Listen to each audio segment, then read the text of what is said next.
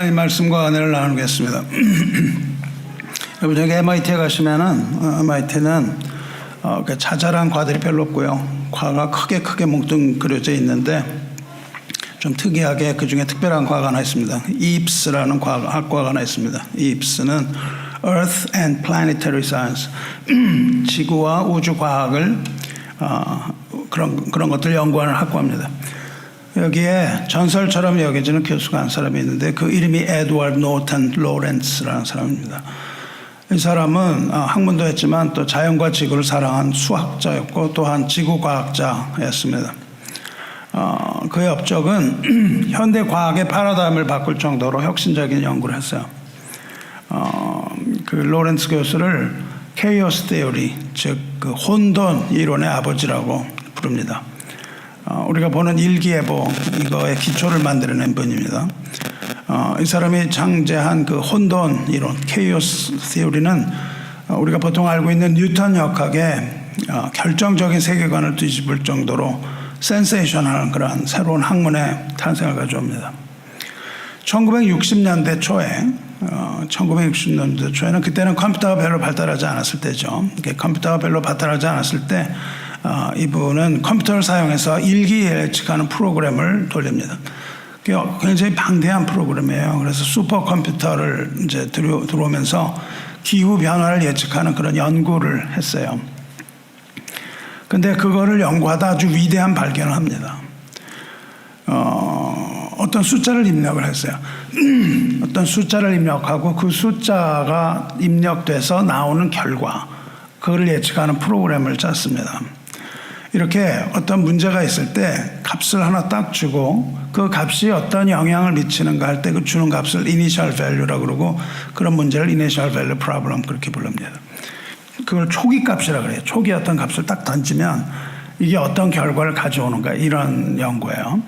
이 사람이 뭘 했냐면요, 여기에서 공기의 흐름이 어느 정도, 이게 여기서 어느 정도 빠른 공기가 빨리 흘러가면은 일기에 어떤 영향을 미치나, 이런 걸 본 거예요. 그래서 여기에 이 수치를 집어넣습니다. 컴퓨터가 만들어낸 값이 있는데 컴퓨터가 무슨 값을 탁 던지냐면은 0.506127이라는 값을 탁 던져요. 근데 소수점 아래가 6자리잖아요. 여러분이 우리 돈 계산할 때 25불 12전 67전입니다. 그럼 밑에 거 떼고 주잖아요.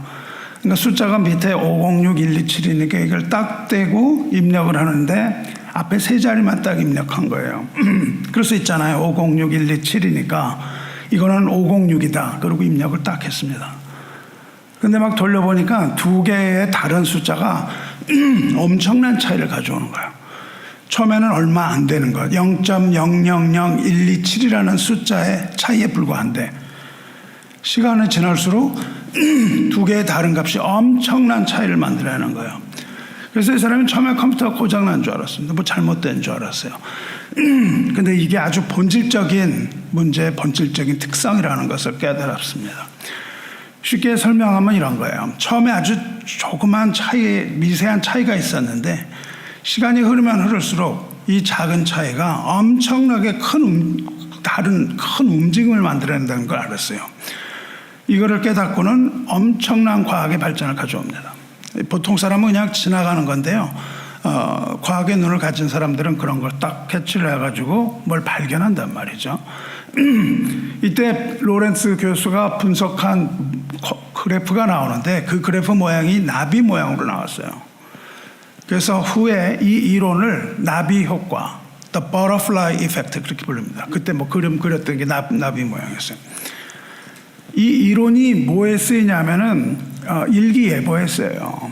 지금 여기서 바람이 이 정도로 불면은 앞으로 어떤 일이 일어날 것인가, 이런 거를 연구하는 거죠. 지금 현재 상황을 가지고 앞으로 어떤 일이 일어날까. 그래서 여러분 보시면 어떻게 됩니까? 오늘 날씨, 내일 날씨, 모레 날씨, 일주일 날씨 이렇게 나오잖아요.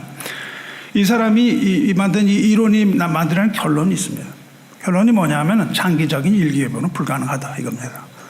너무너무 알 수 없는 거예요. 일기예보가 틀리잖아요, 그죠? 근데 한국에서는 일기예보 하는데 틀렸는데 미국에 가니까는 일기예보가 맞더라. 그런 거 거짓말입니다. 일기는 인간이 알 수 없는 것이다. 이 결론을 딱 내버립니다. 제가 근무할 때 그 이 교수들하고 친했었는데 이 일기예보가 맞나요? 이렇게 물어봤어요. 일기예보 나오는 확률. 왜냐하면 일기예보를 여러분이 보시면은 오늘 비 올 확률이 뭐 70%입니다. 뭐 30% 이러고 얘기하잖아요. 이거 보면. 그랬더니 이분이 웃더라고요. 웃으면서 뭐라고 하냐. 일기예보는요 50%예요. 언제나 그래요. 농담을 하는 겁니다. 비가 오거나 안 오거나 둘 중에 하나입니다. 이렇게밖에 말할 수 없다는 겁니다. 오늘 비 와요? 그러면 옵니다. 올 가능성도 있고 안 올 가능성도 있습니다. 이렇게 말씀할 게밖에 없다는 거예요. 1대1%, 50% 밖에는 예측할 수 없다는 겁니다. 인간이 일기예보를 할 수가 없다는 거예요. 일기예보를 믿지 못하는 이유가 이겁니다. 우리가 뭐 일기예보를 믿을 필요도 없어요. 비가 온다고 얘기를 하면 우산을 들고 나가죠. 근데 50%니까 맨날 들고 나가면 돼요. 그럼 비 안 맞는 것이죠. 일기는, 이 기운은 하나님께 속한 겁니다. 그런데 어떻게 인간이 이 일기를 정확하게 우리가 예보할 수 있겠습니까? 불가능하죠. 그래서 이 로렌스 교수는 이 이론을 이제 쉽게 설명을 하는 거예요. 쉽게 설명을 하기 위해서 이 사람이 나비 효과라는 비유를 합니다. 그 비유는 이런 겁니다. Butterfly effect. Butterfly effect. 나비 효과는 아주 사소하고 작은 변화가 결과적으로는 우리가 예상치 못했던 거대한 변화를 만들어낸다 이겁니다. 여기서 손가락 하나 딱 튕겼는데 저쪽에 지진이 일어나는 거예요. 그런 겁니다. 브라질 어떻게 비유를 하냐면 브라질에서 조그만 나비가 날갯짓을 했는데 그 날갯짓 때문에 텍사스에서는 가공할 위력의 어마어마한 허리케인이 만들어질 수 있다 이겁니다. 실제 가능한 거고요. 우리가 보통 이걸 어디에 쓰냐면 날씨라든가 주식이라든가 우리 뭐 사회 일반 이런 사회학이라든가 여기 다 적용을 해요. 인간이 아무리 똑똑하고 이론이 우수한 이론을 가지고 있다 할지라도 예측이 불가능하다 그런 뜻입니다. 왜냐하면 인간의 모든 이론에 있어서 이 나비 날갯짓 같은 미세한 변수를 다 계산할 수가 없기 때문이다. 그런 겁니다. 뭐 수많은 게 다 들어갈 거 아니에요. 그러니까 인간은 도저히 어떤 현상에 대해서 설명할 수 없다라는 걸 깨닫는 게 얼마나 천재성이 있는 거예요. 뭐 하겠다고 그러고 그냥 우격다짐으로 달라붙어가지고서는 못하잖아요. 그렇죠? 이분 딱 보고 직관으로 이게 인간이 할 수 있는 인간의 범위를 넘어가는 거구나. 이런 이야기를 딱 하는 겁니다. 우리는 지혜로운 것이죠. 하나님의 자녀로서 인상을 살아가는데 이것이 그렇게 막 랜덤으로 막 이렇게 돌아가는 게 아니라는 것을 분명히 합니다. 그러나 우리는 더 사실은 대단한 거죠. 예측하지 못하지만 우리는 그것을 붙들고 있는 분이 누구라는 것을 아는 위대한 지혜를 가지고 있는 거예요. 인간이 할 수 없지만 그것은 하나님의 철저한 통제 아래 들어있거든요. 그러니까 그 철저한 통제 아래 들어있다는 사실을 깨닫는 이것이야말로 정말 천재가 아닐 수 없습니다. 사랑하는 성도 여러분, 나비 효과는 미미한 나비의 작은 날갯짓 하나가 지구 반대편에서 태풍을 일으킬 수 있다. 이런 거예요. 이거를 그래서 이 사람이 케이오스 테오리라는 걸 만듭니다. 그게 이제 혼돈, 그 하나님이 창세기에서 그 혼돈의 세계를 질서를 부여하시잖아요. 그러니까 이 세상이 혼돈스러워 보이지만 뭔가 보이지 않는 힘이 있다는 것을 깨닫는 겁니다. 과학의 눈으로 뭔가 이게 원리를 알 수가 없어요. 원리를 알 수 없는데 과학자들은 이거는 우연히 일어나는 거라는 쪽으로 많이 갔고요. 하나님을 믿는 사람들은 이것은 하나님의 철저한 통제 아래 있다라고 믿는 두 가지 차이점이 있을 뿐입니다. 그게 바로 케이오스 테오리예요. 그런데 이 버터플라이 이펙트, 하나님의 나비 효과가 하나님 나라의 원리에 이 나비 효과가 들어있다는 거 여러분 아십니까? 성경 곳곳에서요. 아니 거의 대부분 거의 성경 대부분 전체 성경 내용에서 우리는 나비 효과를 발견하는 거예요. 성경의 나비 효과는 어떤 겁니까? 지극히 작은 시작이 거대한 결과를 낳는다 이겁니다. 지극히 작은 시작이 거대한 결과를 낳는다. 이 나비 효과라고 설명할 수 있는 이것이야말로 성경 전체를 관통하는 핵심 주제이며 이것이 하나님께서 일하시는 방식이에요. 이것을 우리가 이해해야 됩니다. 예를 들면 이런 거예요. 욥기 8장 7절에 뭐라고 되어 있습니까? 내 시작은 미약하였으나 내 나중은 심히 창대하리라, 이런 말이 나오잖아요. 이거는 욥의 친구들이 한 말입니다만 미미한 시작이 거대한 결과를 만들어내는 것, 이것이 성경의 나비 효과입니다. 시작은 미미한 나비의 날갯짓, 결과는 엄청난 폭풍, 그겁니다. 누가복음 13장 19절 보시면 예수님 말씀에 하나님의 나라는 마치 사람이 자기 채소밭에 갖다 심은 겨자씨 하나 같으니 자라 나무가 되어 공중의 새들이 그 가지에 깃들어내니라, 이렇게 말씀하시잖아요. 여기에서 날갯짓은 뭐예요? 이 사람이 채소밭에 갖다 심은 겨자씨 한 알이죠. 그것이 날갯짓입니다. 채소밭에 겨자씨는 보이지도 않거든요. 이렇게 하면 보이지도 않는 그 조그만 겨자씨를 심었는데 그 결과는 공중의 새들이 깃들 만큼 거대한 나무가 되었다, 이거죠. 그러니까 날갯짓은 채소에 심은 겨자씨 한 알, 날개 효과는 공중의 새들이 그 가지에 깃든 커다란 나무, 즉 나무같이 자란 하나님의 나라, 이거를 얘기하는 거죠. 여기에서 우리는 세상적인 나비 효과, 로렌스 교수가 발견한 나비 효과와 성경적인 나비 효과의 차이를 발견할 수 있어야 됩니다. 세상적인 나비 효과는 로렌스 교수가 말한 대로 예측 불가능한 우연을 강조해요. 근데 성경의 나비 효과는 그게 아니라 심고 거두는 것을 이야기합니다. 작은 것을 심었는데 큰 것을 수확하는 것, 이것이 성경적 나비 효과죠. 심고 거둠입니다. 왜냐하면 실제로 하나님 나라의 원리는 그 자라게 하시는 분이 하나님이기 때문이에요. 이 하나님이 빠지면은 이것을 우연으로 보는 건데, 하나님이 개입을 우리가 생각을 한다면 하나님의 나라는 로렌스가 말하는 것 같은 혼돈, 케이오스가 아니고 질서의 하나님께서 통제를 하시기 때문에 심은 씨가 자라서 큰 나무가 되는 것이 100% 예측 가능하다는 겁니다. 이 작은 씨가 심어졌는데 이것이 자라게 하는 건 하나님의 절대적인 권능으로 하시는 것이기 때문에 그것이 열매가 되는 것은 우연히 될 수도 있고 되지 않을 수도 있는 것이 아니라 반드시 이루어지는 것이다. 이게 핵심적인 차이입니다. 예수님께서 말씀하십니다. 내가 진실로 진실로 말하노니, 요한복음 12장입니다. 12장 24절. 내가 진실로 진실로 너희에게 이르노니 한 알의 밀이 땅에 떨어져 죽지 아니하면 한 알 그대로 있고 죽으면 많은 열매를 맺느니라 말씀하세요. 같은 맥락이죠. 예수님께서 한 알의 밀이 이 땅에 떨어져 죽는 것처럼 십자가에서 물과 피를 흘리셨단 말이죠. 그런데 예수님이 얼마나 많은 피를 흘리셨겠어요? 얼마나 많은 물을 흘리셨겠습니까?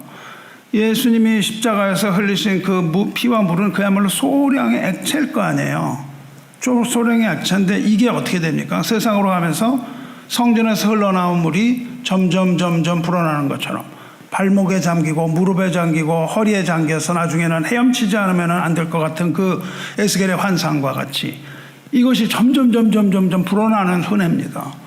우리의 은혜가 조금 있는 것 같지만 이것이 점점 커져서 예수께서 십자가에서 흘리신 피와 보혈은 결국은 온 세상을 뒤덮는 복음이 되는 겁니다. 온 세상을 뒤덮는 복음이 되어서 하나님을 아는 지식이 이 지구를 한 바퀴를 돌았다고요.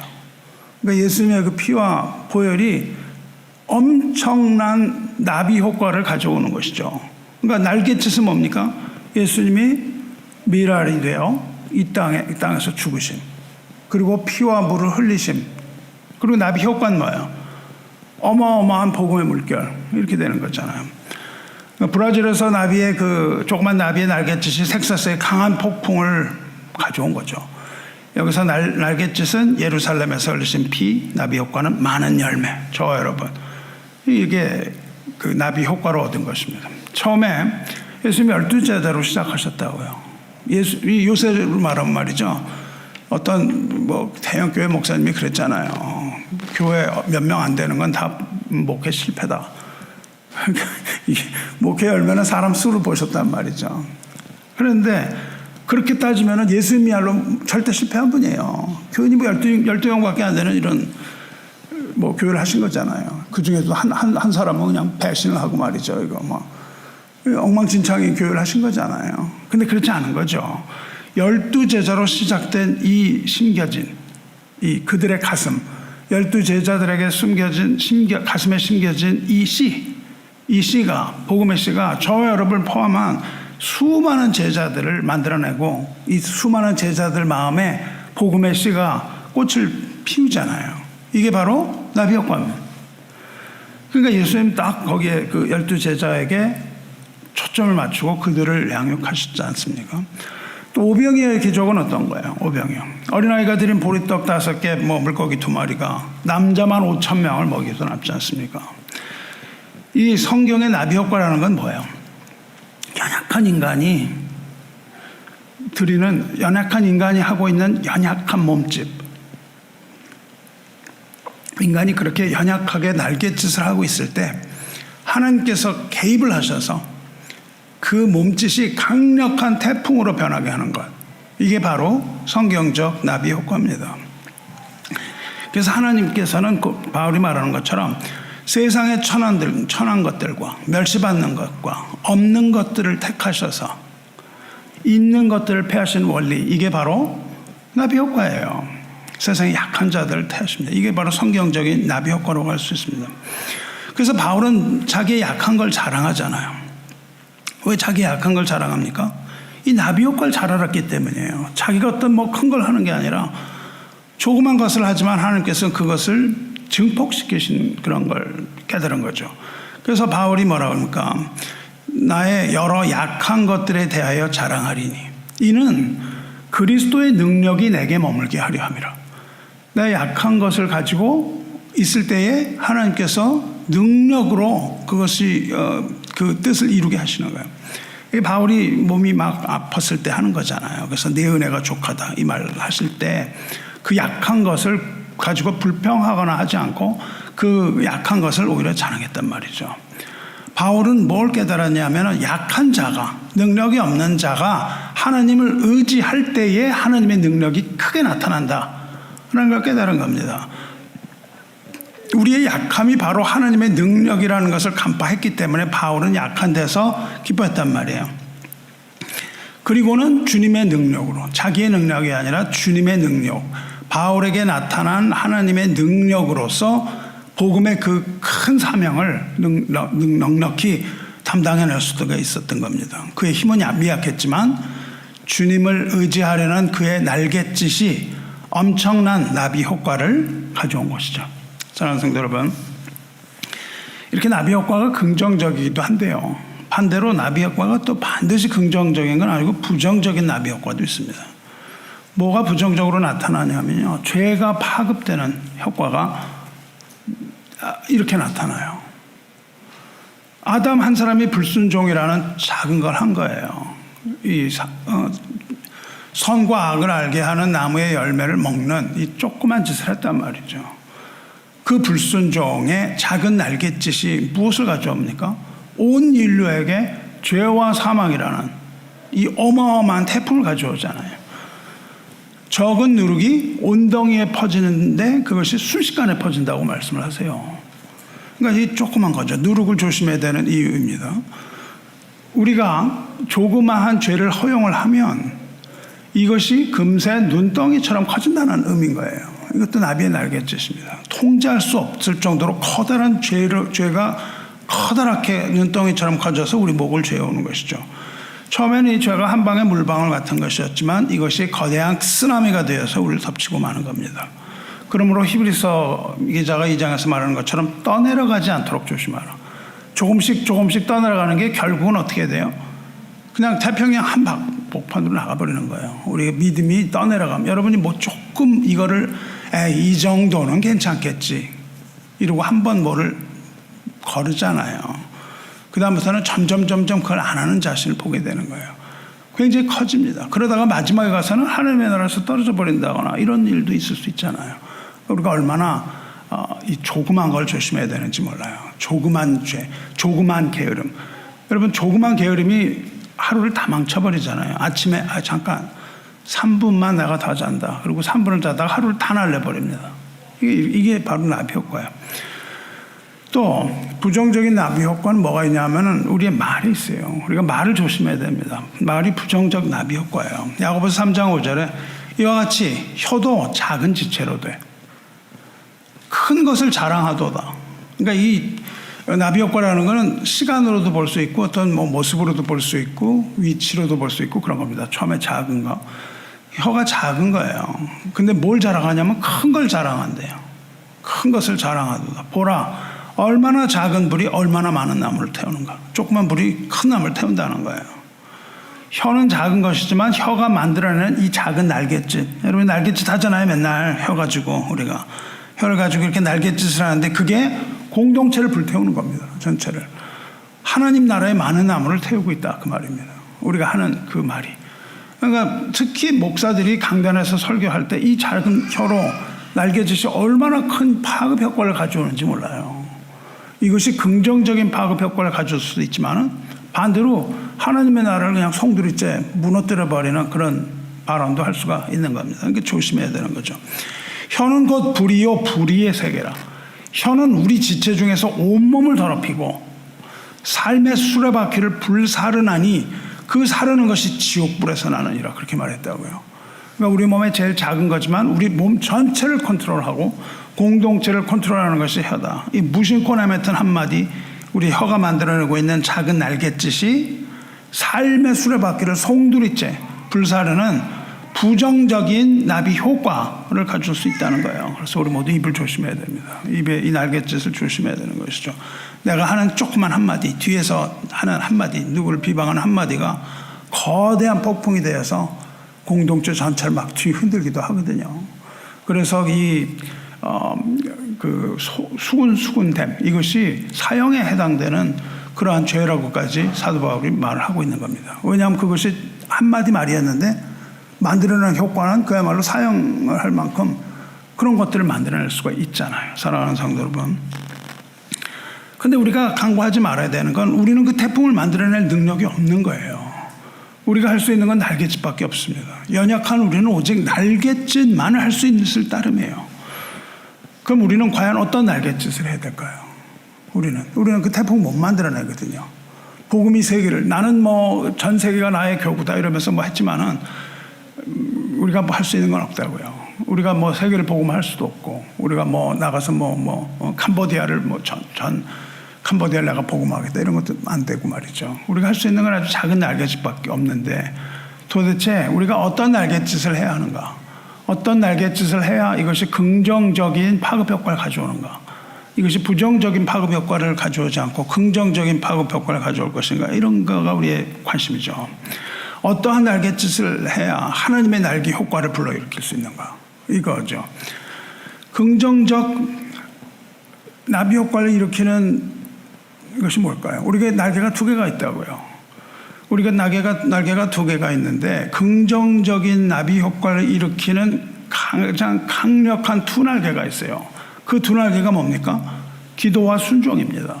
기도의 날갯짓, 순종의 날갯짓, 이게 두 개예요. 우리는 오직 기도의 날개 그리고 순종의 날갯짓을 할 수 있을 뿐이에요. 우리는 그 폭풍을 못 만들어냅니다.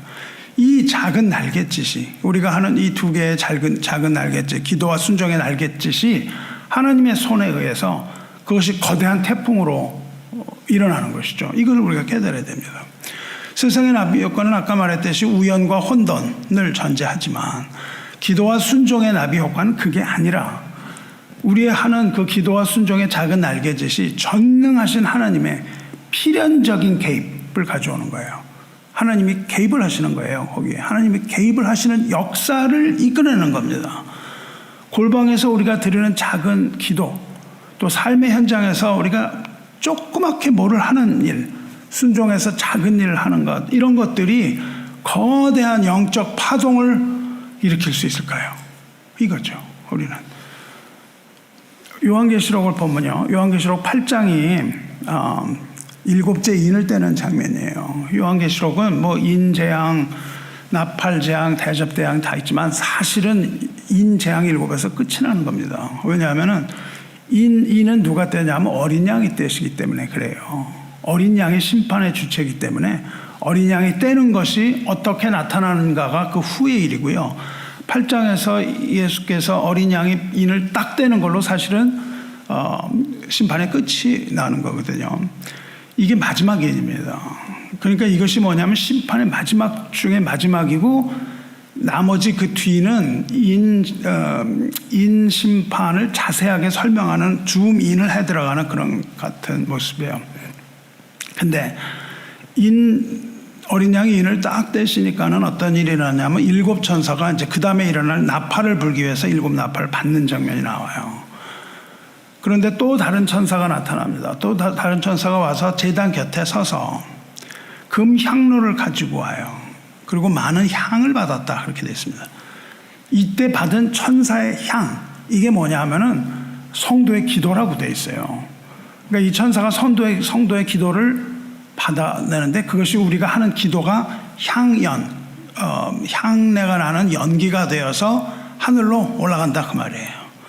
이 하늘로 올라가는 우리의 기도를 이 천사가 모아갖고 하나님 보좌 앞으로 가져가요. 우리의 기도를. 그래서 8장 4절 5절을 읽으면 이렇습니다. 향연이 성도의 기도와 함께 천사의 손으로부터 하나님 앞으로 올라가는지라.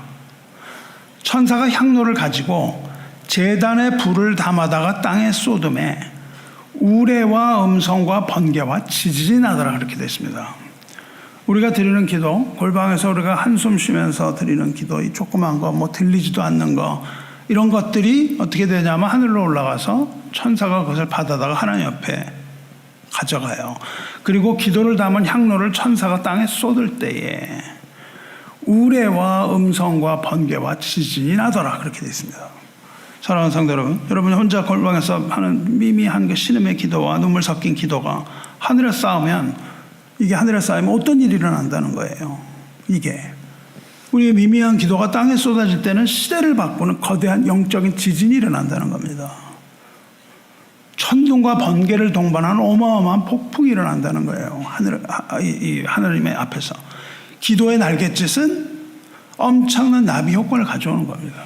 우리가 뭐 상상할 수 없을 정도로 그 무서운 심판이 우리의 기도를 통해서 일어난다고요. 또 한 가지 예를 들어볼게요. 사무엘 선지자 어머니가 한나인데, 한나는 아이를 갖지 못하던 그냥 불쌍한 여인이에요. 이 여인이 마음이 괴로워서 성전에 나가서 기도를 하고 통곡을 합니다. 그런데 한나가 성전에서 오랫동안 기도를 하고 있었어요. 오랫동안 기도를 하고 있었는데 그냥 겉으로 막 이렇게 말을 막 부르짖어서 막 소리 질러서 이렇게 기도를 한 게 아니라 속으로 기도하며 입술만 움직이는 기도를 했다 이겁니다. 그냥 이렇게 이러고 앉아가지고 그냥 가만히 있었던 것처럼 보인 거죠. 오죽했으면 그 옆에 앉아있던 제사장 엘리가 그 사람 술 취한 걸로 알았겠습니까? 술이 취해서 이러고 있는 걸로 생각을 했단 말이죠. 근데 한나는 술이 취한 것이 아니라, 내가 술 취한 것이 아니라 내가 괴로워서 여호와 앞에 내 심정을 토로한 것뿐입니다. 그렇게 말한다고요. 그러니까 이건 뭐 들리지 않는 기도예요. 들리지 않는 기도. 그냥 뭐 기도 같지도 않은 기도. 가만히 앉아있는 기도. 이런 거죠.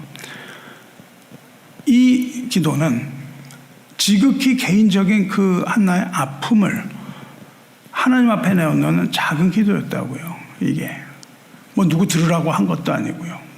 그냥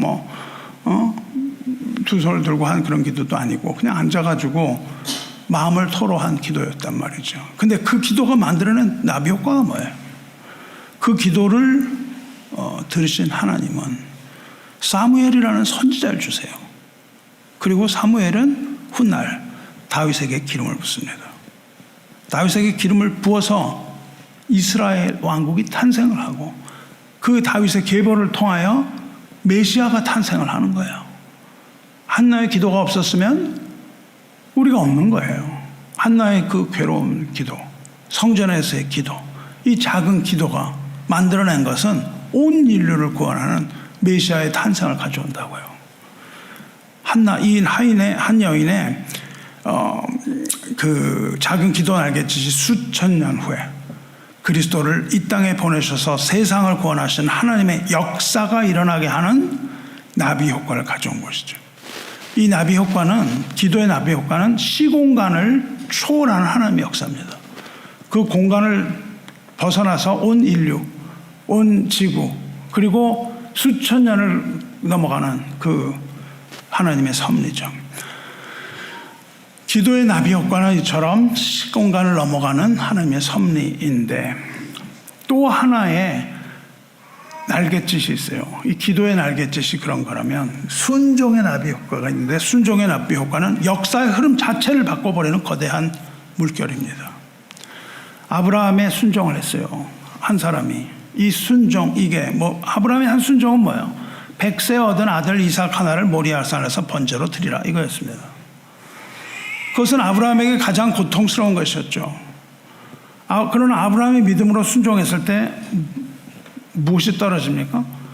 복음의 언약이 떨어져요. 아브라함에게. 아브라함이 그 순종했을 때 아브라함은 약한 사람이잖아요. 그러니까 그거밖에 할 수 없었어요.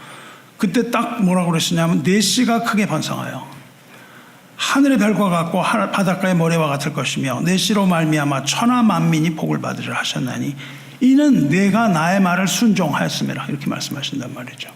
그 순종에 대한 결과가 뭐냐면은 천하 만민의 복, 천하 만민의 복으로 이게 증폭이 되는 거죠. 여기서 내 씨라고 말하는데요. 내 씨가 막 이렇게 많은 복수가 아니고 단수입니다. 이게 구원자 예수 그리스도라는 것은 말할 필요가 없습니다. 예수 그리스도가의 탄생을 얘기하는 거예요. 결국 아브라함의 순종은 그를 예수 그리스도 안에서 모든 믿는 자의 믿음의 아버지가 되게 하셨고, 아브라함 한 사람으로 말미암아 모든 인류가 구원을 받는 엄청난 사건을 일으키는 것이죠. 인간 역사의 수레바퀴가 뒤집어지는 그런 순간인 거예요. 아브라함의 순종이. 노아는 어땠습니까? 노아는 하나님께서 노아에게, 야, 너는 이제부터 나가서 인류를 다 구원해라, 이렇게 해서 다 심판하고 구원해라, 그렇게 안 하셨어요. 어떻게 하셨습니까? 하나님이 명령하신 거 탄하라, 내가 일러주는 대로 방주를 만들라, 이거였단 말이죠. 방주 만드는 게 쉬운 건 아니었겠지만은 간단한 겁니다. 방주를 만들라. 그리고 방주를 만든 거예요. 하나님께서는 그리고 방주를 통하여 세상을 심판하시는 겁니다. 왜 방주를 통하여 심판해요? 그 물이 세상을 심판했거든요. 그러니까 그 심판의 물이 방주를 떠오르게 했거든요. 그러니까 동시에 심판과 동시에 구원이 동시에 일어난 거예요. 배 속에 들어가는 구원, 바깥은 심판, 이렇게 동일한 사건이 딱 터져버립니다. 노아의 작은 날갯짓은 뭐예요?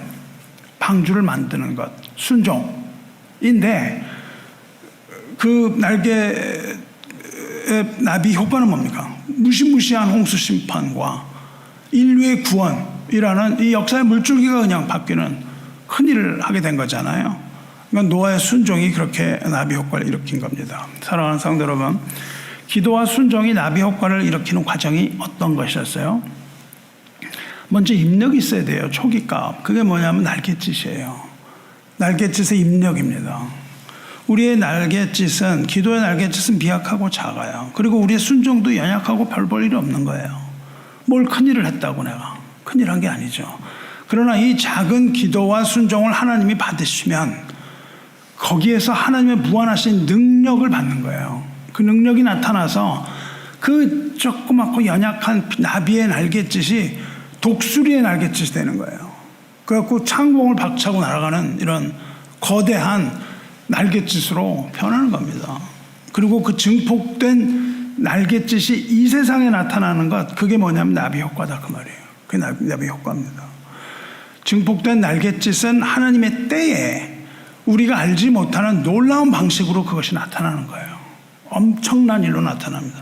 우리의 상상을 초월하는 그런 열매로 나타나는 거예요. S.D. 고덴이라는 분이 있는데, 그분이 무슨 말을 했냐면, 우리가 무슨 일을 하면 그냥 일을 할 뿐이다. 그런데 우리가 기도하면 하나님께서 일하신다, 이렇게 얘기를 했습니다. 여러분이 일을 하면 그냥 우리가 그 일을 하는 거예요. 그 일이 얼마나 미미한 거예요? 미미한 일을 한단 말이죠. 근데 우리가 일이 아니라 기도를 하면 하나님이 일을 하신다는 겁니다. 작은 날갯짓으로 열심히 일하려고 하지 마시고 하나님께서 일하시도록 기도드리시기를 축원합니다. 사랑하는 성도 여러분, 저와 여러분이 오늘 드리는 이 신음의 기도가 앞으로 엄청난 일을 만들어낼 것이라는 기대를 가지고 기도하세요. 그냥 아무것도 또 안 일어나고 나는 했는데 왜 안 일어나요? 하나님의 때가 이를 때 하나님이 그 일을 하시거든요. 그리고 또 작은 일이라도 불평하지 않고 하는 거예요. 저와 여러분이 오늘 드리는 이 조그만 순종이 온 인류를 구원하는 구원의 통로가 될 수 있다는 것을 명심하시기 바라요. 우리가 교회에서 하는 이 작은 사역이 온 인류를 구원하는 그 복음의 통로가 될 수 있다니까요. 자, 그렇다면 하나님은 왜 이렇게 나비 효과를 사용하실까요? 우리에게 능력을 주시면 좋은데, 우리에게 큰 능력을 주셔서 자, 이제부터 내가 너에게 능력을 줄 테니 네가 해라 이러시면 좋을 텐데 안 그러시고 우리한테는 능력을 안 주시고 기도와 순종하게 하신단 말이죠. 왜 그러실까요? 왜냐하면 이 나비 효과야말로 하나님의 영광과 전능하심을 드러내는 은혜의 통로이기 때문에 그래요. 이게 우리의 미미한 기도와 순종을 통해서 거대한 결과를 만들어낼 때에 그 결과를 만들어내시는 분이 하나님이라는 것을 알게 되고, 그 결과의 영광은 날갯짓을 한 나비에게 있는 게 아니라 그 기도와 순종을 받으신 하나님, 거기서 일하시는 하나님께 있기 때문이에요. 그러므로 우리는 먹든지 마시든지 무엇을 하든지 하나님의 영광을 위하여 일해야 되는 겁니다. 하나님의 영광을 위하여 기도하는 거예요. 하나님의 영광을 위하여 순종한다면 그 응답은 빠릅니다. 굉장히 빠른 거예요. 그 기도의 응답과 나비 효과는 속히 나타나는 겁니다. 나의 어떠함을 위해서 하나님의 영광을 잊어버리고 하나님의 능력도 잊어버리고 오늘 기도해도 무엇이 될까 이렇게 부정적인 생각하면서 기도하면 그게 어떻게 기도가 응답받겠어요? 아닙니다. 우리는 늘 하나님을 찬양하고 하나님께 영광을 돌리고 나를 통하여 하나님 영광 받아주시옵소서 이렇게 기도를 해야 이 기도의 응답이 빠른 겁니다. 또 하나님께서 나비 효과를 나타내시는 이 이유는 언약에 신실하신 하나님이기 때문에 그래요. 하나님의 언약 때문에 그렇습니다. 하나님께서는 한 번 맺은 언약을 반드시 성취하시는 분이며 인간의 작은 순종을 그 언약 성취의 도구로 사용하시기 때문이에요. 그래서 나비 효과를 가지십니다. 뭘 약속하시냐면 인간의 이 작은 날갯짓이 순종이 기도가 거대한 태풍을 만들어낼 걸 약속하셨기 때문이에요.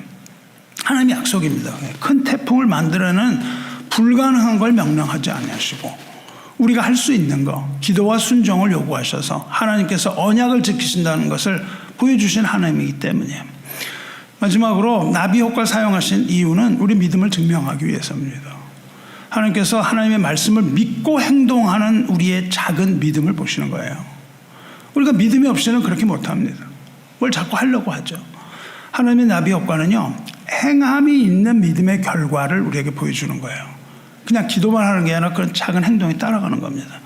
오늘날 우리가 드리는 이 기도와 순종, 이것이 결코 헛되지 않다는 것을 보여주시는 거예요. 우리는 아무것도 아닌 것 같지만 이게 헛된 게 아니고요. 하나님의 크고 놀라운 계획 속에서 거대한 결과를 만들어낸다는 것을 믿으시기를 축원합니다. 기도와 순종이 나비 효과의 두 날개예요.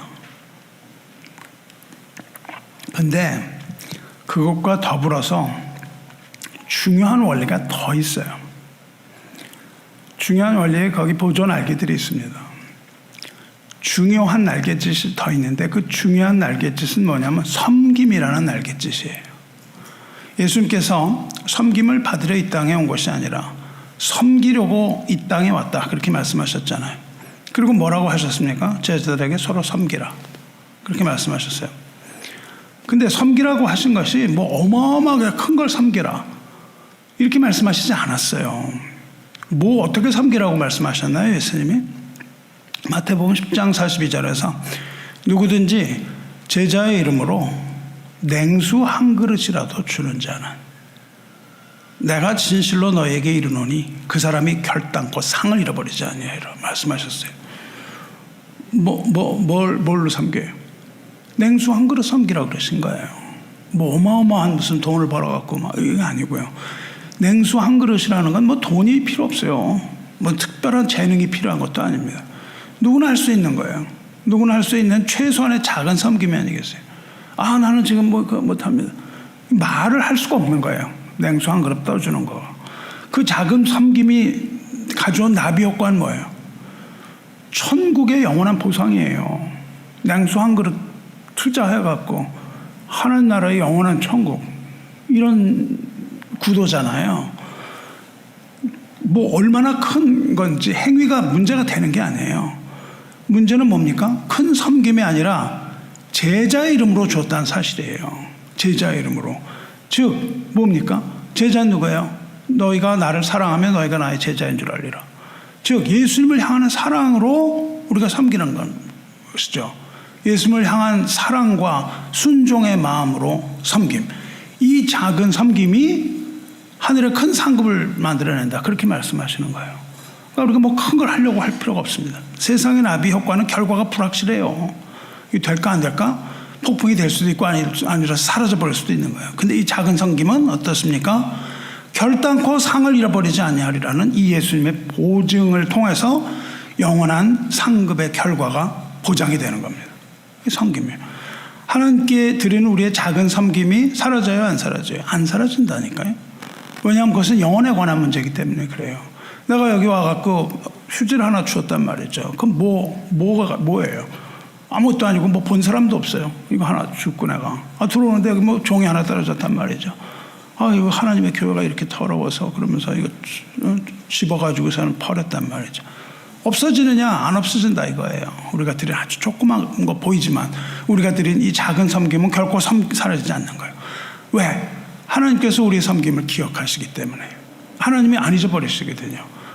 하나님은 우리의 모든 섬김을, 모든 것을 하나님의 보호자 앞에 있는 책들에게 기록을 하신다 그래 있어요. 기록한다는 건 잊어버리지 않고 사라지지 않는다는 뜻입니다. 그것을 보고 우리가 상상할 수 없는 큰 상급과 영생이라는 엄청난 보상으로 되돌아올 것, 이것을 믿으시기 바랍니다. 결코 우리가 하는 일은 작은 일이 아니다 이겁니다. 작고 미약한 것 같아 보이는 저와 여러분이 기도와 순종과 상의 섬김, 이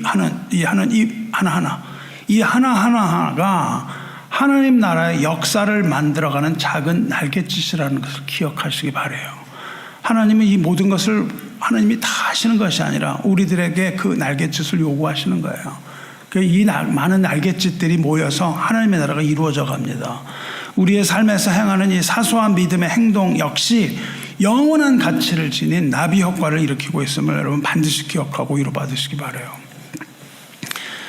자, 이제 우리의 날갯짓이 기도, 순종, 섬김이었는데 그 마지막 남은 하나의 중요한 날갯짓에 대하여 말씀을 드리겠습니다. 기도와 순종과 섬김의 날갯짓 위에 더해야 할 날갯짓이 있어요. 우리가 취할 마지막 날갯짓이 있습니다. 굉장히 중요한 겁니다.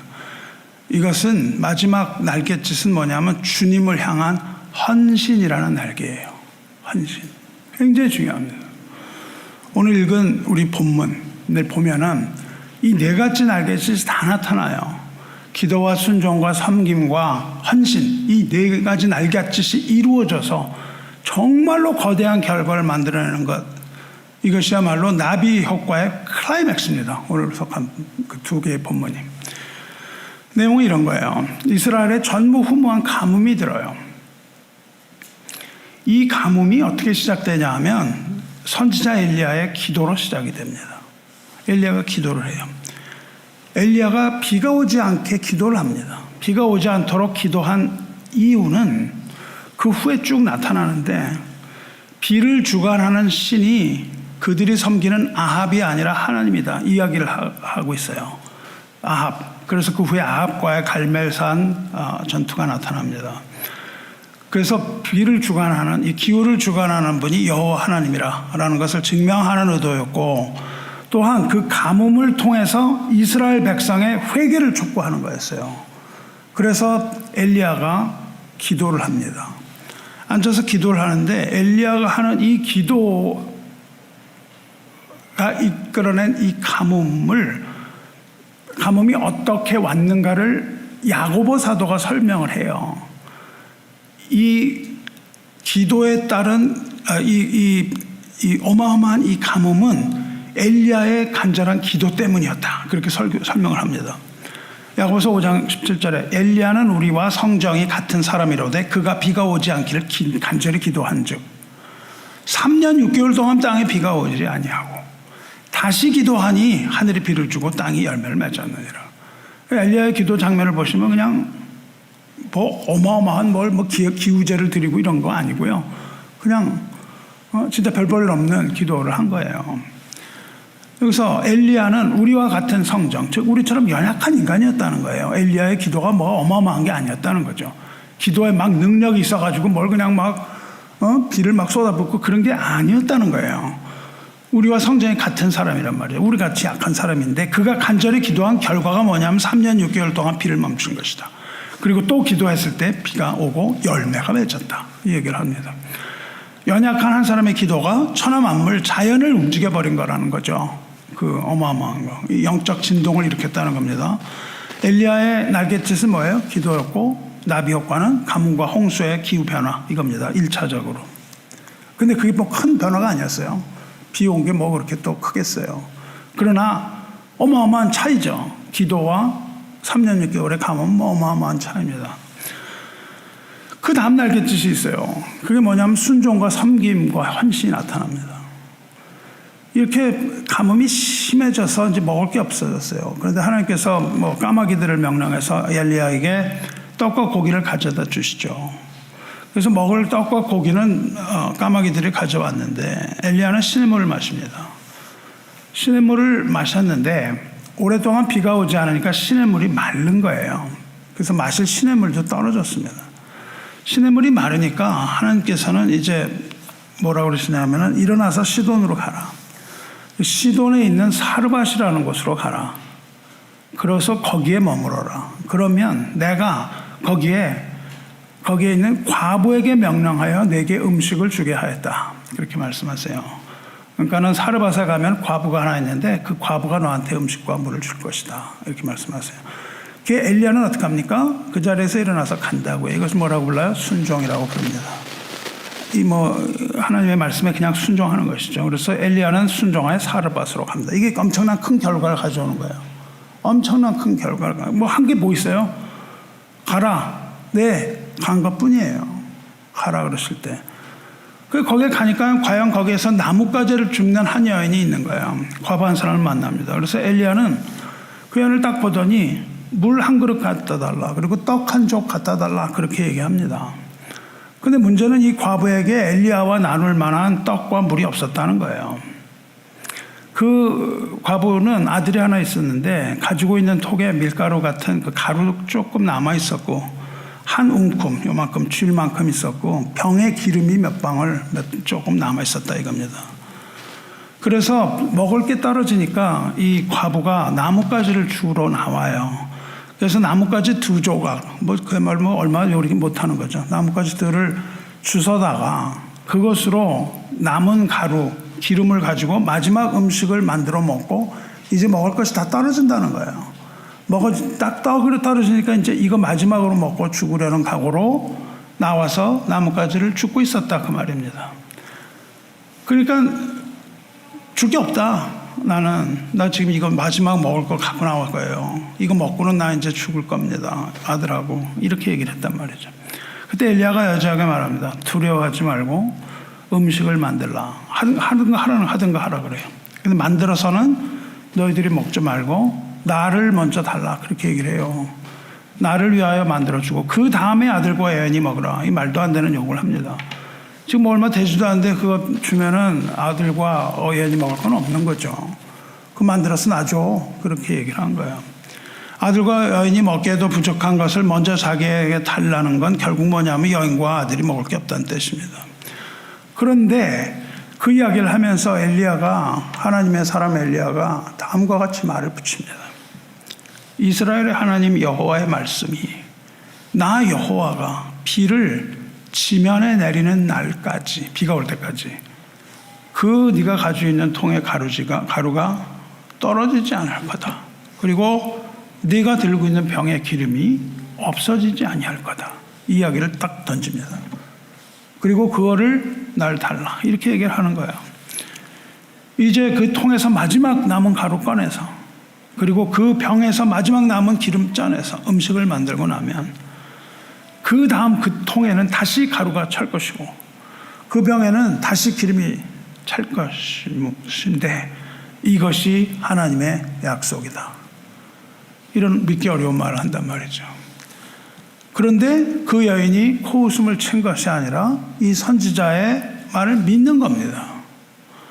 그래서 가뭄 중에 이 생명과 같은 물과 음식 내놓으라. 이건 정말 강도 같은 거잖아요. 생명이거든요. 이거는 생명을 내놓으라는 거예요. 이 물과 음식을 내놓으라는 요구에 과부가 순종으로 반응합니다. 엘리야가 거기로 가라는 하나님의 말씀에 순종했던 것처럼 어떤 순종의 날갯짓이 나타나요. 이 여인의 날갯짓이 나타납니다. 이 과부도 이해하지 못할 그 요구에 순종을 하는 겁니다. 그래서 이 과부는 결국 자기 남은 거 마지막으로 먹고 죽으려고 했던 이 가루 한 줌과 기름 조금 이것을 먼저 하나님의 사람을 위하여 사용하는 거예요. 헌신입니다. 믿음으로 하나님의 말씀에 순종한 거예요. 과부는 자기 걸 다 드린 거예요. 더 이상 뭐 드릴 게 없어요. 생명을 드리는 거거든요. 다 드렸습니다. 이렇게 다 드리는 걸 헌신이라고 불러요. 헌신이라는 게 자 우리 뭐 여전도회 헌신 예배를 합시다. 이거 헌신이 아니에요. 헌신이라는 건 나를 모조리 100% 하나님에 드리는 걸 헌신이라고 부릅니다. 그러니까 이 과부는 헌신을 한 거예요. 가진 걸 다 드렸다고요. 사르밧 과부는 자신의 전부를 내어드렸어요. 만약에 내어드리지 않았으면 그거 먹고 죽은 겁니다. 근데 이 과부는 지금 그 다음 단계로 나가는 걸 보여줘요. 사르밧 과부는 자기의 전부를 내려주었는데 동시에 한 게 있어요. 그게 뭐냐면은 나그네를 대접하고 섬긴 겁니다. 헌신했을 뿐만 아니라 대접하고 섬겼어요. 헌신과 동시에 섬김이 결합되는 순간이에요. 순종과 헌신, 섬김, 요 세 가지가 하나로 딱 섞여서 나타나는 순간이 이 여인에게서 보여지는 겁니다. 이게 바로 사르밧 여인의 날갯짓이에요. 순종과 헌신, 그리고 섬김, 요 세 가지 날갯짓이 한꺼번에 나타나요. 이제 이 날갯짓, 즉 엘리야의 기도, 엘리야의 순종, 사르밧 과부의 순종, 사르밧 과부의 섬김, 이 과부의 헌신, 이 5가지 날갯짓이 여기 보입니다. 이 조그만 날갯짓들이 뭘 가져오냐면 거대한 나비 효과를 가져와요. 폭발적으로 이게 나타납니다. 폭발적으로 나타나는데 엘리야의 예언대로 가뭄이 끝날 때까지 통의 가루와 병의 기름이 끓여지지 않는 엄청난 기적이 첫 번째로 나타나요. 근데 그것도 우리가 엄청난 기적인데 그것도 별거 아닌 걸로 우리가 보입니다. 이 예수님의 그 오병이어의 기적과 비슷한 모양을 하고 있거든요. 근데 이 날갯짓은 이 정도의 기적을 일으키는 그런 게 아니고 그 후에 훨씬 더 크고 어마어마한 나비 효과를 불러오는 겁니다. 그 이야기를 하기 전에 사르밧 과부와 유사한 나비 효과가 나타나는 신약의 여인들 2가지만 들려드리려고 그래요. 하나는 누구냐면은 누가복음 21장에 나오는 2 렙돈을 헌금함에 넣은 여자예요. 과부입니다. 그 사람도 과부라는 건 아주 연약하다는 걸 뜻해요. 의지할 데 없는 연약한 겁니다. 과부는 가장 힘이 없는 사회적 약자를 뜻합니다. 근데 이 여인은 과부이기도 한데 더구나 가난하기까지 해요. 그러니까 뭐 아무것도 없는 거예요. 이 사람 돈이 있을 턱이 없습니다. 그런데 이 과부는 남은 생활비 전부를 헌금함에 넣어요. 떨리질 않습니다. 2 렙돈이 남았는데요. 제사를 드릴 수 있는 최소한의 경비가 2 렙돈이에요. 2개를 딱 갖고 있는데 하나만 드리고 싶어서 떨리는 거죠. 여러분 헌금할 때 이거 내가 내고 나면 어떻게 살지? 이렇게 되잖아요. 2 렙돈인데 어떤 마음이 들겠어요? 하나만 넣고 싶을 거 아니에요. 근데 하나로 예배가 안 됩니다. 그러니까 이 여자는 2개를 딱 넣었는데 이 2개가 다 최소한의 것이에요. 예배에는 최소인데 이 여인에게는 가진 거 다예요. 그래서 이거를 집어넣습니다. 부자들은 넉넉한 가운데 넣었으나 이 과부는 자기 생존과 직결이 된 2 렙돈을 넣는 거예요. 우리가 헌금하는 건 생명을 드리는 겁니다. 사르밧 과부가 마지막 가루 한 줌, 한 움큼 드린 것과 같은 절대적인 헌신이에요. 사르밧 과부가 그거 남은 거 하나님의 사람에게 드린 것과 그 다음에 이 여인이 2렙돈을 넣은 것과 똑같단 말이죠. 작은 동전 이 2개는 여인에게 가진 돈 전부였어요. 여인에겐 굉장히 큰 건데 객관적인 눈으로 보면 이거는 얼마 안 되는 미미한 날갯짓이었다 이거예요. 이거는 우리가 볼 때는. 그런데 어떤 일이 일어났냐면 예수님이 이 과부의 2렙돈을 칭찬을 하세요. 우리 기독교 2000년 사상 성도가 어떤 마음으로 헌금해야 되는지, 저와 여러분이 어떤 마음으로 헌금해야 되는 그 기준을 제시하는 엄청난 나비 효과를 가져옵니다. 수많은 사람들이 헌금에 이걸 따라서 하거든요. 이 과부들은요, 성전을 떠나지 못하고 살았어요. 성전에 피난처였어요. 성전을 떠나지 않고 거기 살았습니다. 이 성전은요, 과부들의 은신처 역할을 했어요. 그들은 거기서 주야로 금식하며 기도했습니다. 이 기도의 날갯짓도 분명히 있는 것이죠. 2렙돈의 헌금은 그냥 단순한 돈이 아니고 평생 쌓아온 기도의 결과물이라고 생각합니다. 이 기도가 없이는 그렇게 못합니다. 믿음으로 드리는 헌물이 있어야 돼요. 믿음으로 드리는 헌물, 이것이 헌신의 결정체입니다. 헌신의 결정체. 그리고 이것은 무엇입니까? 두려워하고 염려하지 말라는 하나님의 약속, 그걸 믿는 믿음이에요. 이거 나고 나면 이거 큰일이네, 이게 아니고 두려워하지 말라, 내가 너와 함께함이라. 이거를 믿는 그 믿음의 약속에, 하나님의 약속에 과감하게 내 자신을 완전히 던져버리는 그런 실제적인 순종이라고요. 아무나 하지 못합니다. 그 과부가 드린 2렙돈은 어떻게 사용되죠? 성전에서 연보라고 그래요. 이거는 구제와 섬김을 위해서 사용이 됩니다. 이 여인은 2렙돈으로 섬기고 했지만은 이 여인이 섬김을 받은 것이 아니라 오히려 다른 을 위한 이들을 섬기는 섬김의 씨앗이 됐다고요. 섬김을 받으려 하는 것이 아니라 섬기는 것이 돼요. 2렙돈으로. 근데 그 2렙돈이 미약한 어떤 것이 아니고 어마어마한 거라는 거예요. 이 과부는 씨를 심은 것이고 그것이 작은 날갯짓이었습니다. 자, 사르밧 과부가 경험한 날갯 현상은 뭐예요? 실질적인 기적이잖아요. 어마어마한 거. 근데 이 여자는 뭐 받은 게 없는 것 같아요. 2렙돈의 이 여인이 받은 건 뭡니까? 사르밧 과부는 엄청난 그 기적을 받았어요. 이 여인은 받은 게 없는 것 같아요. 근데 뭘 받았습니까? 이 여인이 받은 건 주님의 인정함을 받아요. 그리고 주님의 칭찬하심을 받습니다. 그리고 여러분이 주님의 인정과 주님의 칭찬이 어떠한 파급 효과를 가져오는가는 여러분이 상상해 보시기 바라요. 여러분 어떠세요? 사르밧 과부처럼 구체적인 필요가 채워지는 그런 어떤 것을 기도 제목을, 기도 응답을 여러분 원하십니까? 내가 이거 했는데 내가 조금 더 잘 살아야지. 이게 여러분 기도 제목이에요. 아니면 2렙돈 과부처럼 주님의 인정을 갈망하시나요? 주님의 인정과 칭찬. 2렙돈의 과부가 일으키는 기적은 사르밧 과부의 기적을 훨씬 능가하는 기도 응답입니다. 사르밧 과부는 2렙돈 받은 과부의 그림자예요. 그런 것들을 받을 것이라는 겁니다. 신약에 또 다른 여인이 있습니다. 마가복음 14장 3절 9절에 나오는 향유 옥합을 깨뜨린 여인이에요. 이 이야기는 헌신의 극치를 보여주죠. 이 여인의 날갯짓은 뭐예요? 300데나리온, 즉 노동자의 1년치 임금. 이 여자는 어마어마한 걸 가져옵니다. 그 비싼 향유 옥합을 깨뜨려서 예수님의 머리 위에 통째로 부어요. 머리낌이 없습니다. 지갑에 있는 거 그냥 다 드리는 거예요. 여기서 세갖고 드리는 게 아니라 이걸 그냥 다 드렸단 말이죠. 300데나리온. 300데나리온 이걸 머리에도 통째로 부어버렸습니다. 여인은 가지고 있는 전부를 주님께 다 드려요. 근데 사람들이 뭐라고 그러냐면 그거 왜 허비하냐 그래요. 허비하냐. 사람들의 눈에 이 행동을 허비로 보였어요. 너 살지도 못하는데 그걸 다 거기다 놓으면 어떡해. 이렇게 되는 거죠. 그리고 그걸 왜 허비해. 그거 깨뜨려서 예수님 머리에 붙지 말고 가난한 사람들한테 나눠주면 많은 사람이 할 거 아니야. 이랬단 말이죠. 그런데 하나님 나라에서 이 헌신이 나비 효과를 불러일으키는 거예요. 아무도 예수님의 죽음을 준비하지 않았을 때 이 여인은 세상에 고난을 당하고 죽을 것이라는 그 예수님의 말씀을 기억한 거예요. 그래서 마음으로 따르고 예수님의 장례를 준비한 겁니다. 그래서 예수님 죽음을 앞둔 예수님의 머리 위에 기름을 부어요. 그건 뭐냐면 장례의 기름이었다고요.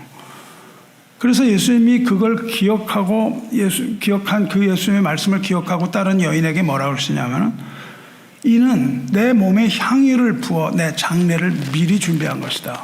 그렇게 말씀을 합니다. 주님께서는 이 여인의 행위를 최고의 섬김이라고 인정을 하시는 거예요, 지금. 그리고 향유의 향기는 온 집안에 퍼집니다.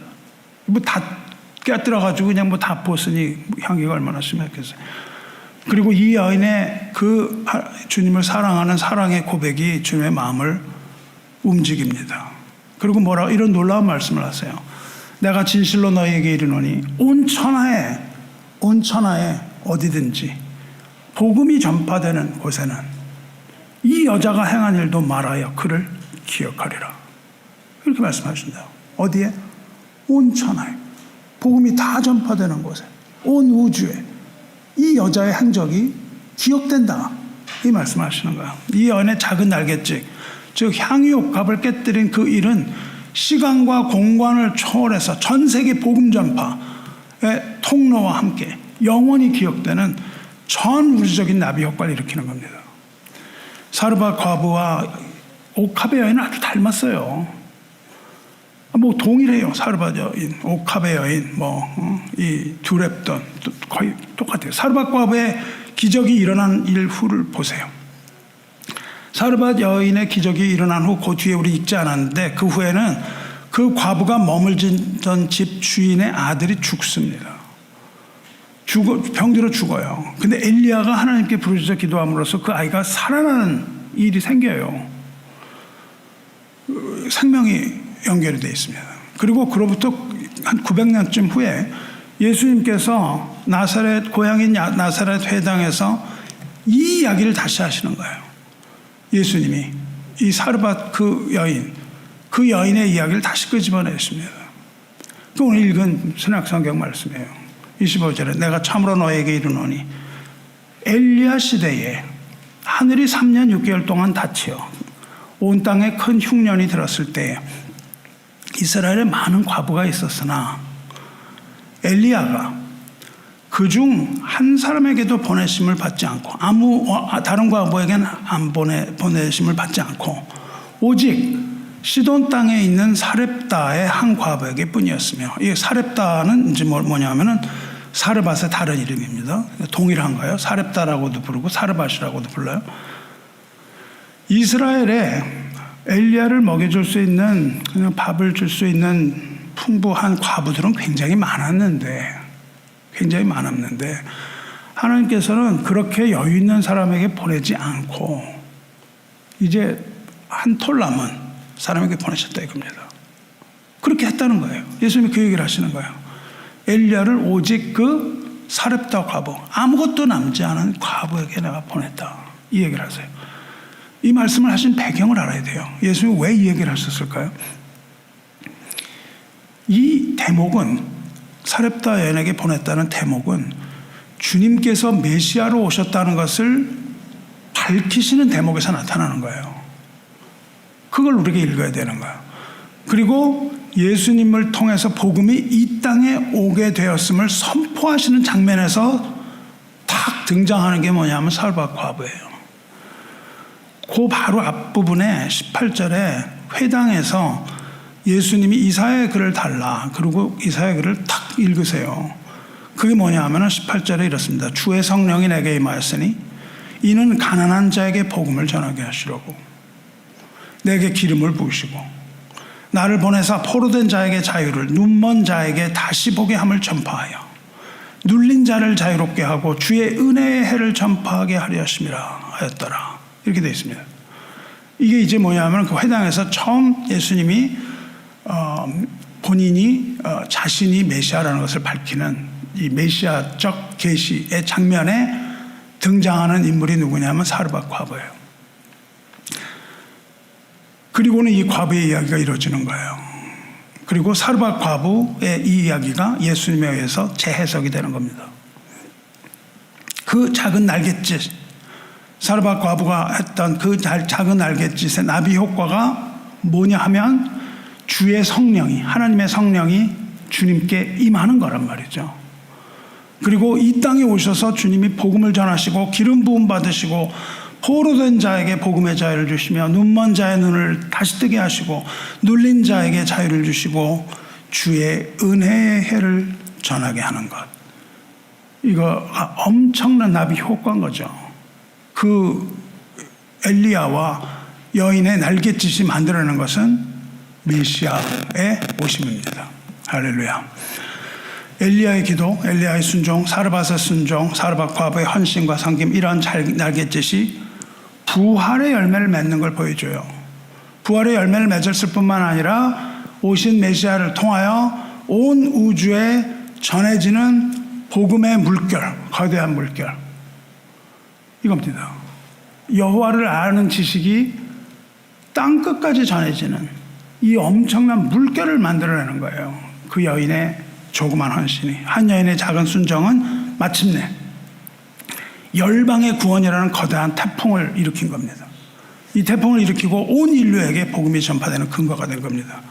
하나님의 나라에 사소한 순종이라는 건 없어요. 우리가 주님께 오늘 드린 냉수한 그릇, 이것도 땅에 떨어지지 않고 영원한 시간 속에서 하나님의 나라에서 큰 태풍을 일으키고 있는 것을 믿으시기 바랍니다. 사르밧 과부와 같이 옥합의 여인도 거의 평행선을 걷고 있어요. 그대로입니다. 사르밧 과부가 드린 건 뭡니까? 생존을 위한 마지막 가루, 한 움큼의 그 가루와 기름 몇 방울, 즉 그 과부가 가진 모든 것 다 하나님께 드림이었다고요. 향유 옥합의 여인이 드린 건 뭐예요? 가장 귀중한 옥합의 전부였어요. 두 여인이 가진 것 모두를 다 하나님께 드렸습니다. 이 공통점이에요. 사르밧 과부, 두 랩돈, 이 세 여인들의 모습이 똑같습니다. 사르밧 과부는 어떤 현실에서 드렸어요? 자기와 아들이 죽을 수도 있다는 그런 삶의 현장에서 드렸습니다. 옥합을 깨뜨린 여인은 비난을 감수해야 했어요. 어찌하여 이 향유를 허비하는가, 이런 주변에 비난을 막 감수하고 그냥 모욕을 당하고 그랬습니다. 두 과부 역시 모두가 이렇게 어려운 상황에서, 두 랩돈의 과부도 마찬가지죠. 이게 어려운 상황에서 믿음으로 가진 건 모두를 드림, 이거였어요. 그겁니다. 그때 그들에게 주어진 것은 뭐예요? 사르밧 과부에게는 가루와 기름이 끊어지지 않는 공급됐어요. 옥합의 여인에게는 주님의 칭찬이 주어지고 그가 내게 좋은 일을 했다는 칭찬과 함께 주님의 약속이 주어졌어요. 여기서 나타나는 나비 효과가 뭡니까? 사르밧 과부의 경우에 나비 효과는 이스라엘과 이방 땅의 생존 부활, 엄청나게 일어났습니다. 옥합의 여인의 경우는 온 천하의 복음이 전파되는 모든 곳에서 그녀의 행위가 기념되는 영원한 생명과 영광이 나타났어요. 사랑하는 여러분, 브라질에서 작은 나비가 날갯짓을 할 때 지구 위의 다른 곳에서는 그 날갯짓 때문에 태풍이 일어날 수 있습니다. 하나님 나라의 경우는 일어날 수 있다가 아니라 반드시 일어나는 겁니다. 우리의 눈물과 기도는 엄청난 일을 만들어내는 거예요. 역사를 바꾸는 겁니다. 그냥 우리가 째째해 보이잖아요. 우리 기도 얼마나 째째해요. 그 째째한 기도가 엄청난 일을 만들어낸다고요. 근데 하나님께서는 우리에게 태풍 만들어내라고 안 하신다고요. 그저 뭘 하라고 그랬어요? 너 세상에 나가서 모든 민족으로 열방을 향하여 네가 뭐 복음을 전하는, 이런 것보다는 우리 손에 든 작은 옥합, 하지만 우리 보기엔 전부인 옥합, 이것을 깨뜨리는 것을 기다리고 계십니다. 우리의 신앙이 성장해야 돼요. 하나님은 그걸 기다리고 계시는 거예요. 혹은 마지막 남은 가루 한 줌과 기름 몇 방울 주님에 내어드리는 그 믿음, 그 작은 날갯짓을 하나님이 기다리고 계시는 거예요. 그 작은 행동이 복음과 결합이 될 때에 그것은 주님은 그것을 온 천하가 놀라고 기억할 만한 놀라운 사건으로 만드시는 겁니다. 그리고 하나님의 영광에 우리 나비들도 참여하게 되는 겁니다. 작은 날갯짓으로 위대한 하나님 나라에 동참하시길 바라요. 지금 여러분이 드릴 수 있는 향유 옥합이 뭐예요? 내가 드릴 수 있는 향유 옥합 뭡니까? 여러분의 통에 남은 가루가 뭐예요? 마지막 이거 얼마 안 되는 거, 이거 남은 가루가 뭡니까? 여러분의 병에 남은 기름은 뭐예요? 이것을 드릴 때에 생겨날 놀라운 나비 효과를 기대하시고 오늘 하루 주님께 내가 무엇을 드릴 수 있는가? 이걸 생각해 보시지 않겠습니까? 사랑하는 성도 여러분, 작은 날갯짓을 시작해야 돼요. 행동입니다. 기도의 날갯짓 하기 시작하세요. 그리고 순종의 날갯짓을 하시기 바랍니다. 섬김의 날갯짓 하시기 바라요. 헌신의 날갯짓 하시기 바라요. 주께서 이것들을 받으시고 폭풍과 같은 나비 효과를 만들어내실 것을 믿습니다.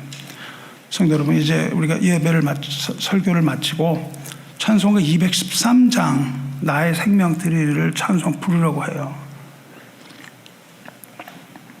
이 가사를 지은 사람은 그런 것들을 드리겠다고 고백하는 찬양입니다. 나의 생명 드리니 주여 받아주셔서. 이게 헌신의 시작이에요. 사르와 과부가 뭘 드렸어요? 마지막 남은 가루 한 움큼, 기름 몇 방울. 그건 과부의 생명이었거든요. 과부는 생명을 하나님께 드린 겁니다. 나의 생명 드리니 주여 받아주옵소서. 이렇게 고백하죠. 가사에서도 어떻게 합니까? 손과 발을 드리니. 이건 뭐예요? 손과 발은 구체적인 순종과 섬김의 날갯짓이죠. 손과 발이 말로만 하는 신앙이 무슨 소용이 있어요? 여러분, 손의 움직임, 이걸 해야 되는 거예요. 발은 민첩함입니다. 그걸 주님께 드리지 않겠습니까? 주님과 주님의 교화를 섬기는 손을 드려야 돼요. 그리고 산을 넘어서 온 세계에 복음을 전하는 발, 가라 하시는 곳으로 가는 그것을 여러분이 드려야 되지 않겠습니까? 나의 음성 드리니. 음성으로 내가 뭐 욕을 하거나 그러지 말고 그것으로 날갯짓 해야 되는 거예요. 음성으로 전도와 선교의 날갯짓 할 수도 있습니다. 음성으로 내가 말씀을 선포할 수도 있습니다. 음성으로 내가 찬양을 부를 수도 있어요. 찬양의 날갯짓 할 수 있습니다. 우리가 우리의 입술을 열어서 작은 고백을 할 수 있습니다. 신앙을 고백을 하는 거예요. 작은 입술의 고백. 우리 입에서 나오는 이것이 공기를 진동하는 거예요. 이 공기를 진동시킬 때 그 울림이 마침내 하늘 보좌를 흔들고 마는 겁니다. 여러분이 이 작은 입술을 경홀히 하지 마세요. 나의 보화드리니. 사르밧 여인은 생명을 드렸지만 마지막 보화인 생명줄을 드린 거예요. 생명이 어떤 이 상학적인 것을 상징한다면 보화는 실제 이 세상에 나타나는 거예요. 지갑 속에 물질이 적다고 부끄러워할 필요가 없습니다. 그 작은 두 랩돈, 그 여자의 과부의 전부인 두 랩돈이 주님의 손에 들리면 오병이어의 기적이 일어나는 거예요. 온 인류를 먹이시는 겁니다. 이 인류가 어떻게 먹고 살겠습니까? 하나님이 먹이시니까 사는 겁니다. 하나님이 온 인류를 다 먹이시는 분이세요. 나만 먹는 게 아니에요. 이 사람 다 먹이십니다. 온 인류를 먹이시는 그 거대한 양식이 되는 겁니다. 여러분, 보화를 하나님의 나라, 하늘나라에 쌓으라고 말씀하셨어요. 각각 그 마음에 정한 대로 할 것이요. 인색함으로나 억지로 할지 말지. 이거 떨리면은 하지 마세요. 이거 하는데, 이거 오늘 밥 먹을 건데 내가 이거 안 하고 내가 어떻게 살지? 내가 11조인데 이거 다 띄고 내가 이거 쓸 거 다 띄고 남은 거 내가 11조라고 그런 거짓말 하지 말고 마음에 안 들면 안 드리면 되는 거예요. 내가 식당에서 밥을 먹는데 100불을 냈는데 안 아까면 돼. 이거 100불을 들고 막 그냥 할 필요가 없는 겁니다. 우리 신앙은 한 끼 밥값도 못한 거예요. 그러면 스스로를 판단해 보시기 바래요. 각각 마음에 정한 대로 할 것이니 인색함으로는 억지로 하지 마. 하나님은 즐겨내는 자를 사랑하시는. 저는요, 헌금을 준비할 때 오늘 끝나잖아요. 들어가갖고 그거부터 딱 하는데 너무 기분이 좋은 거예요.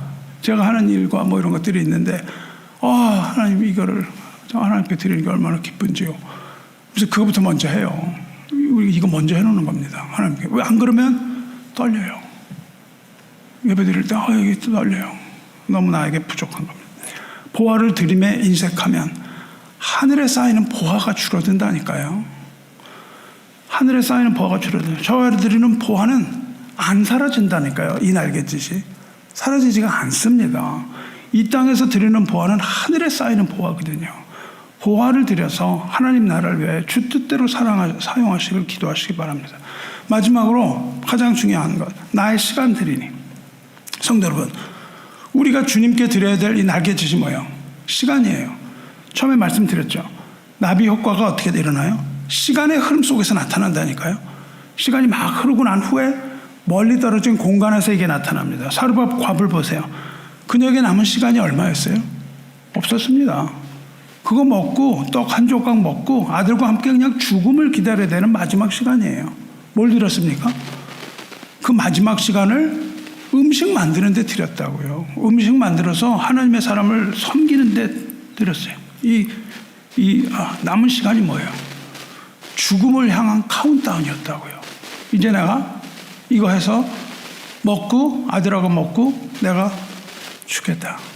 이 절망의 죽음을 향한 카운트다운이 시작된 거죠. 이제 마지막 남았다. 이거였습니다. 근데 이 여인은 뭘 드렸습니까? 누구한테 그걸 드렸어요? 그 절망의 시간, 마지막 시간을 하나님께 드린 거예요. 근데 하나님의 그 시간을 받으시고 어떻게 됩니까? 생명이 연장되는 거예요. 가루가 안 떨어지는 거예요. 기름이 안 떨어지는 겁니다. 생명이 연장됐을 뿐만 아니라 죽은 자가 살아나는 겁니다. 이것을 여러분 보셔야 돼요. 우리의 시간은 뭡니까? 그냥 흘러가고 마는 거예요. 흘러가고 맙니다. 되돌아오지 않아요. 근데 하나님의 시간은 영원한 시간이에요. 엄청난 일이 일어나는 하늘의 시간입니다. 우리가 이렇게 살다가 죽고 나면 끝이지만 그 다음에 우리에게 있는 것은 영원이라는 시간이 있는 거예요. 영원이라는 시간. 지금 있는 이 시간을 하나님께 드려야 돼요. 그 영원한 시간이 우리에게 주어집니다. 여러분 바쁜 가운데서 나 기도할 시간 없어. 여러분 시간 나시면 기도해 주세요. 무슨 시간 나시면 기도를 해요. 시간 나면 노세요. 시간 나면 놀고 시간 없어도 기도해야 되는 거예요. 기도가 먼저입니다. 이 귀중한 시간, 바쁜 일에 매몰되지 말고 내가 뭐 당한 일 막 그냥 고민하고 이런 데 매몰되지 말고 가장 귀중한 시간을 내서 기도하고 섬기고 봉사하고 이거 하는 겁니다. 봉사하는 시간, 섬기는 시간, 심지어는 내 전생을 다 들여서 주님의 종으로 드리는 겁니다. 그걸 다 드리는 거예요. 이런 시간을 사람들은 뭐라고 말합니까? 허비라고 말해요.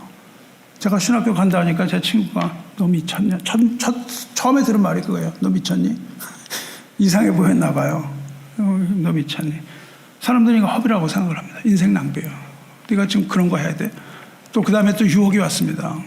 뭐 어떤 분이 와갖고 그런 거 하지 마시고 두 가지 하면서 뭐 목회만 합니까? 계속 딴 거 하면서 그러면서 그분이 저한테 한 얘기가 자기가 하고 있는 프로젝트가 지구와 달을 연결하는 프로젝트예요. 저도 지구와 달을 연결하는 프로젝트. 더 이상 우주에서 쏘지 않고 우주를 점령하고 이런 거 하자고 그러더라고요. 그래서 excuse me. excuse me 그렇게 얘기를 했습니다. 하지만 또 주님은요. 주님도 그렇게 하셨어요. 주님이 새벽 미명의 가장 귀한 시간, 기도의 시간으로 인류를 구원하는 십자가의 길을 여셨다고요. 우리가 드리는 이 잠깐의 시간이 이 날갯짓이지만은 시간이 흐르는 후에 우리가 상상하지 못하는 축복의 시간으로 우리에게 다가오는 겁니다. 우리가 흐르고 이 세상 하직할 때 그 엄청난 시간이 우리에게 다 주어지는 거예요. 선물로. 우리가 가진 이 나그네 삶을 허비하지 마시고 진짜 허비는 하나님 믿지 않는 게 허비예요. 하나님 기도하는 게 허비가 아닙니다. 기도하지 않고 다른 거 하는 게 허비의 삶이에요. 이걸 의심하지 않으시기를 축원합니다. 우리 생명과 성과 발과 물질과 그리고 나의 시간까지 이 모든 것이 다 주님의 제단 위에 올려져야 되는 거예요. 주님의 제단이 올려질 때 비로소 우리 인생에는 삶의 의미가 주어지는 겁니다. 의미가 주어져요. 우리 인생은 더 이상 허무한 세상의 허물한 바람이 아니에요. 허무한 바람이 아니라 세상을 살리는 은혜의 성령의 바람이 강력하게 부는 거예요.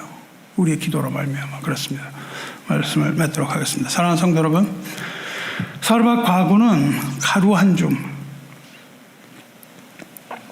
남은 거 하나님께 모두 드렸습니다. 향유옥합의 여인은 역시 향유옥합 한 병 남은 거 자신의 모든 것 하나님께 드렸습니다. 세상은 그것을 허비라고 하고 그것이 작은 날갯짓에 불과하다고 조롱할지 모릅니다. 하지만 예수님께서는 이렇게 말씀하시면서 그 작은 날갯짓을 인정하셨어요. 그리고 천국에서 날갯짓하는 나비들을 영접하여 주실 것입니다. 그것이 우리가 가지는 소망입니다. 온 천하에 복음이 전파되는 것마다 우리와 같은 이 연약한 자들이 하는 이 미미한 날갯짓이 다 기억이 된다고 약속을 하셨습니다. 지금 여러분과 제가 있는 이 자리에서 하나님을 향한 그 작은 날갯짓을 시작하시기 바랍니다. 주님께서 저와 여러분의 삶을 뒤흔드실 거예요. 뒤흔들면서 이 시대를 흔드시는 거룩한 성령의 바람을 일으키실 것입니다. 기도하겠습니다. 전능하신 하나님 아버지, 지극히 작은 겨자씨 하늘에서 하나님 나라의 거대한 숲을 미리 보시는 주님의 시선을 찬양합니다.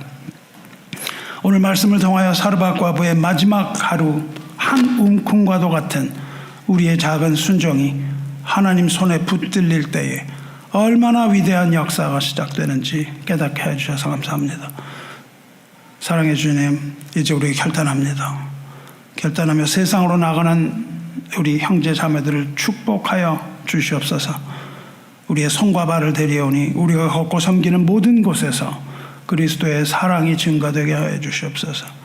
우리의 입술을 또한 데려오니 절망에 빠진 영혼들에게 생명을 전하는, 생명의 복음을 전하는 나팔이 되게 하여 주시옵소서.